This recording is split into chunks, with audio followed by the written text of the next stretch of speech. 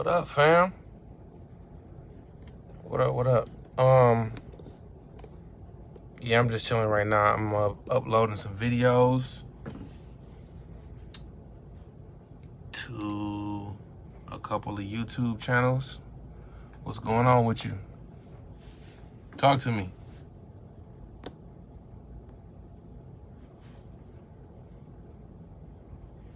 I got some topics that I do want to bring up. Man, I just love the old school Detroit Pistons logo that you got on the hookup, Dwayne, for real. That's real talk, man. I've been talking Pistons a lot lately on Facebook, mainly because, of course, there's no sports. And, you know, to be honest with you, the Pistons are probably more significant to me than any Detroit sports team. I say that because I probably got more love for the Lions. I shouldn't say love. I should say like passion. I'll say that. What up, Vernon? Why you got Dwayne on your tag, man? But anyway, so I guess when I talk about that, I'm gonna think back in the 80s and the 90s, the way that the Pistons battled with the Celtics, and the way that they held the Bulls down for a little while. What's up, Wanda? And when they were playing out in Auburn Hills, I skated out there. You know, I was in that area. And, you know, we would ride past the Palace during the time that they was having all these games and everything. So, you know, I was passionate Bad Boys fans. Oh, okay. Okay, I got you, Vernon. But, you know, there was a couple topics that came up today. First of all, I was lucky to go get my hair cut today. My barbershop was open before the governor closed it. And I've been real busy. Like, I had videos I needed to shoot. I'm trying to upload some stuff on YouTube now for the church.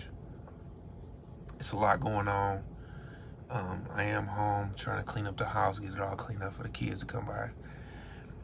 And, you know, something just came to mind where we talking about all of this information on the internet and how there's quality information and then there's this jibber jabber. You know what I'm saying? So I'm thinking more so like, I don't know if a lot of people remember back in the day. See, I was an original Twitter person. Like, I was on Twitter a whole lot when Twitter really started popping. And the beauty about being on that social media platform at that time was that there was like real direct interaction, and you would have constant feedback, and it would continue, and you could create relationships with people all across the world, literally. Like, there was Lions fans in Australia that I connected to, and it was all love. We would argue, you know what I'm saying? We would go back and forth about players and stuff like that. So that was just a small element, but yeah, Kel was talking about that. Kel was talking about that. What up, Desmond? So, you know, when a lot of that was going on, when the original social media had popped off, I just remember like being able to get on there and just ask a general question. Something like, what time does the game come on? You know, like a playoff game or whatever. Like, let's just say it's a playoff game coming on. You ask, what time is the playoff game coming on? Or like, or what station can I stream the game on? And people would come back with the information just like that. And that was love. But as it got older, and I think Google got more popular, what would happen was that people would be like, well, why don't you just Google it? So now people are under the impression that you just got to Google everything. And I'm like, why not just get online and just ask the question? You know, and to me that creates community. That's how you connect with people. And you know, like I said, when I was on Twitter, again, this is going back to Twitter, I would have a connection with people that was like, there was people that I met on Twitter face to face that, and again, I'm not bigging up in Twitter or anything. I'm just saying, like, you know, when I guess I'm the different type of person that says, okay, well, if I meet you online, I wouldn't mind meeting you face to face. But people have this facade that they put up that they expect you to know everything that they know, or that you are going to be in the same atmosphere. And I think that's false, because like I said, when people tell you just go Google something, that's a disconnect. You know what I'm saying? Like, I'd rather get online and say, okay, what time the game start? Or what's a specific stock to go to, or, you know, to invest in. You know, like really asking the question, like, what's really going on? And I'm saying that because when you ask people questions online, you create community. And that's kind of the exact same way that you would ask a question or start a conversation at a water cooler at work, or at a lunch table, you know, those type of things. But nowadays, it's kind of like people expect you to just go get the information on your own. And I find that weird, because it's like, if you know everything already, then what's the point of us talking to people face to face, or even on the phone?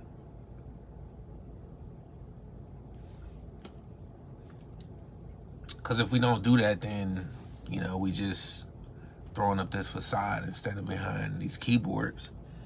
And I'm not trying to get all in depth with it, but it was just, back in the day, it would just be cool to just run down a timeline of things that was going on in the world. And now it's just way different.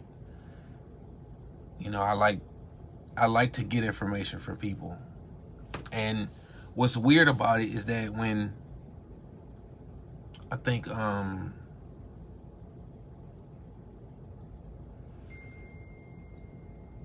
kind of like,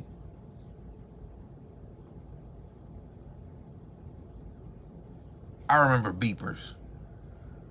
You know, like, they had a beeper, and that's how you got in touch with people. Page me. You know, I get up with you. What's up to everybody that's checking in, though? What's up, Terry? Aaliyah? Jabari, Angie, I see y'all checking in.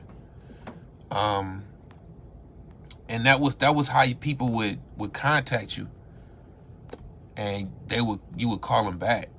And I thought that was unique, because that's how you knew people got in touch with you. But ultimately, we wound up getting into cell phones, and then the next part came to two ways. You know, the 2 ways was cool. Like, you would text a message, and boom, they would have it. Who knew that the text message and the phone will wind up being one? You know what I'm saying? Like, that's innovative. And so, at the same time, we wind up getting more and more disconnected. But at the same time, you can connect how you want to. So, I was just thinking about how, you know, there's a lot of information that I have consumed, or I've thought of, that you may not know. And so sometimes when we get in a conversation, you can explain to me some stuff that I don't know. And, you know, that's usually how conversation builds, right? But I think a lot of people want to know what similarities they have with another person. And when you're looking for similarities, You know, I heard a saying that, well, if two people agree on something, one of us is not needed. And I think that's unique because if we agree on everything and we sit in the same room all the time doing the same thing over and over again, then we wind up, you know, just enjoying the same stuff. And there's nothing wrong with that if you're progressing in life or whatever your ambitions may be. But it's just weird because, you know, I've always sought out constant growth. And normally I run into people that are just really content with the way that they are or the way things are. Not that we got to be on this great, substantial, crazy, outrageous mission at every single moment of our lives. But, I mean, let's just be realistic. We are evolving individually, as groups, or whatever. So, I don't know, I just tend to think, while I'm waiting on this video to load up, that 39% uploaded, 40% uploaded, that I'm about to read some comments. Yeah, sharing information is key to innovation. Yeah, Desmond, that's straight up, bro. I think that's kind of like, I'll give you an example, because I like Legos.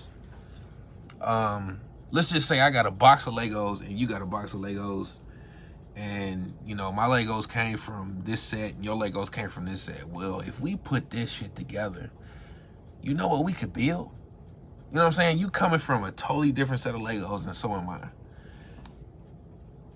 How innovative could we get with what someone has already constructed, what somebody has already put together, and we take both of those things in two different walks of life and put them together, and what could actually happen? So that's why I think sharing information is key. That's just an example. So Angie said, I agree. We learn information that could possibly be beneficial to all of us. It is our job to share, not create a superiority complex. Yeah, I agree. I agree with that, because I think that it's funny that you say that, because often I think, like, it's almost like I can hear people listening to me. And what I mean by that is, it's like sometimes people, they listen to consume information. And the consumption of information is like, well, you can only house so much information and do so much with it. So, you know, I was going to say something about my mom. My mom used to tell me to write stuff down because you're going to forget stuff. But you can't remember everything. So when you consume information from people, it's weird to like try to take what you can to add it to yourself. What's up, Jennifer? I don't know who this is. I might just say hi anyway. But to, like, some people listen to hear. No, they listen to respond, not to understand. That's what they do. So when they listen to respond, they on some, what can I get out of what this person is saying? And you can't do nothing with that. Yeah, I can't anyway. So it's like sometimes when I talk to somebody, I can hear them actually, like, what they thinking about or what they can do with the information that I'm trying to express. Whether I'm vulnerable or not, that's not the point. But it's like, if we can't build on what's being talked about, then, you know, my conversation get cut real short. So, you know, it's difficult to absorb relationships when, you know, you got a person that's constantly taking from you and taking from you and taking from you. all you doing is like spewing out information, and another person is just trying to find out where the parallels are. And I think that's why it's difficult for me. That's just one thing I keep pressing on. I got some pictures that I need to work on. That's another thing I plan on doing while I'm off. I got pictures from New York I'm getting ready to upload. And this is like, dang, this was like 3 years ago. 3 years ago I was in New York. Didn't post a picture. Well, I probably posted a couple. You said I'm looking for balance, Angie. It's funny you say that, because yeah, balance is something that I recently heard something about balance that really kind of flipped the coin about that, because being comfortable with imbalance, I think, is balance.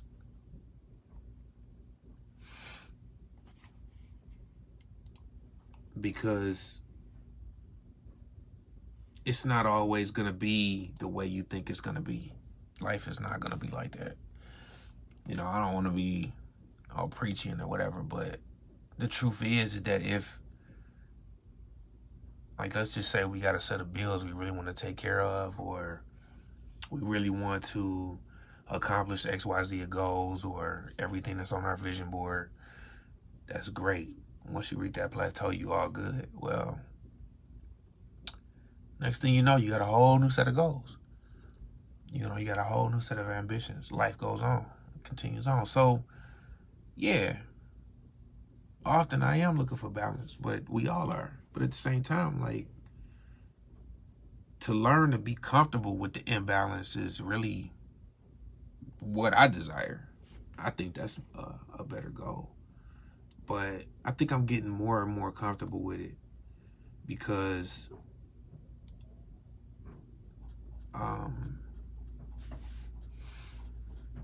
lot of people say knowing who you are. What's up, Chris? Knowing who you are is real important. And I'm really getting to the point now where I feel like I can really, really stay in my lane. You know, like, I've got these gifts, I've got these skills, and I got these attributes. And if I use them, it'll just take me where I want to go. Because if I keep responding to every nick and cranny that needs to be fixed, or every social media post, or everything that my family needs, then that's not the completion of things. It's necessary to have that happen, but you know, I think it's important to respond to what's important and what's urgent. And once you begin to do that as a cycle, it's like a punch and counter punch in boxing. But when you already in your lane and you know who you are, and I'm not criticizing anybody who doesn't, then you can find comfort. And I say that because, like I said, you got to be comfortable with being uncomfortable. And I think that I've rode that wave quite a long time, you know. And what's funny is that, like, I don't know if anybody ever heard of the Myers-Briggs test.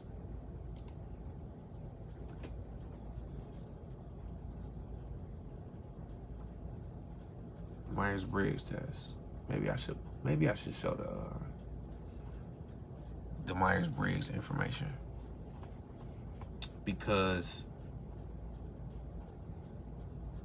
it's like these videos about my personality type, years and years of information that have come out about my Myers-Briggs, and it's called, I'm an INFJ, and that personality type it makes up like 1 or 2% of the world.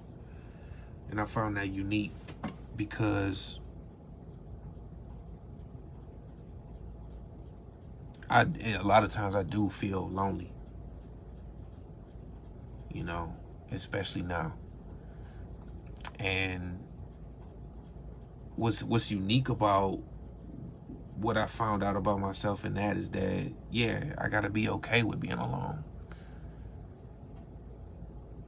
Once we become comfortable with who we are, we understand life is occasionally knocks us on another road, but we must have a goal for that road too. Okay, Angie, I hear you. I hear you. I hope I said it out loud. Y'all can hear me. But yeah, that's absolutely right. I got some goals going on.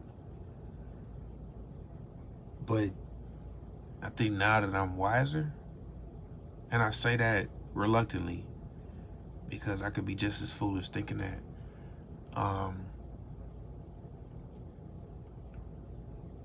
getting to a point where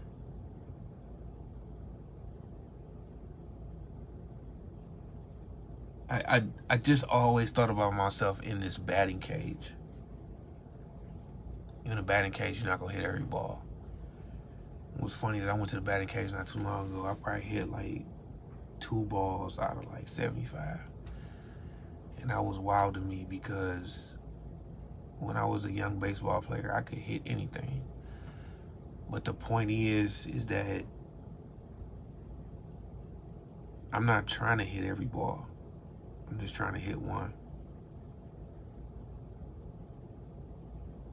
Just hit one, you know, because you could foul some balls off, you know, you can swing and strike out, but you hit that one, it's a game changer, you know. But the idea is that you gotta keep swinging, and it doesn't necessarily mean I gotta swing at every single one. That's all. I don't mind doing that. Linda has chimed in. What up, though? I didn't expect this live to be that long, but I might put this on YouTube. I got my YouTube channel going on, so hit me up, message me if you need that link.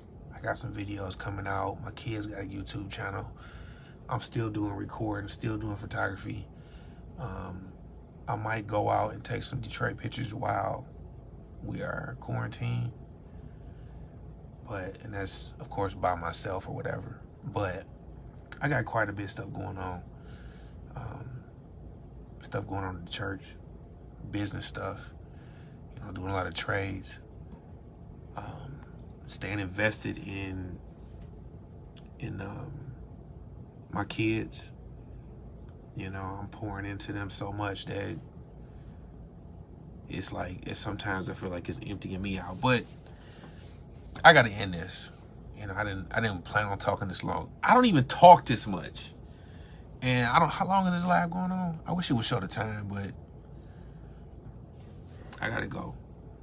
Take care. God bless.